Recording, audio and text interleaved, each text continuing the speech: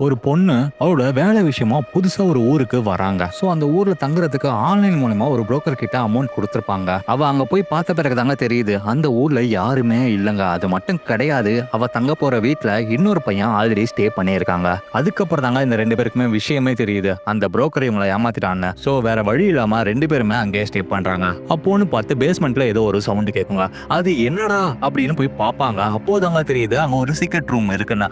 அந்த ரூம்ல அழுக்கான ஒரு பெட்டும் பக்கத்துல ஒரு கேமராவும் இருக்குங்க. இத பார்த்து அவ பயத்துல வேகமா அந்த பேஸ்மெண்ட்ல இருந்து வெளில வர ட்ரை பண்ணுவாங்க. அப்போன்னு பார்த்து டோர் லாக் ஆயிடுங்க. அந்த நேரம் அந்த பையனும் வந்து அவளுக்கு ஹெல்ப் பண்றாங்க. அப்போதான் அவன் நடந்த விஷயத்த சொல்ல இவன் அந்த ரூம் கிட்ட போய் பாக்குறாங்க. அதுக்கப்புறம் இவன் ஆளையே காணுமே அப்படின்னு சொல்லிட்டு அந்த பொண்ணுமே அந்த ரூம் கிட்ட போறாங்க. அங்க ரூம் மட்டும் கிடையாதுங்க, உள்ளார ஒரு குகை மாதிரி ஒரு வழி இருக்குங்க. அந்த வழியில அவளும் போக, அப்போ அந்த பையனை ஏதோ ஒரு உருவம் இழுத்துட்டு போகுதுங்க. அது என்னவா இருக்கும், அந்த குகை எங்க போய் சேருது, இதுதாங்க இந்த பார்பரனோட மீதி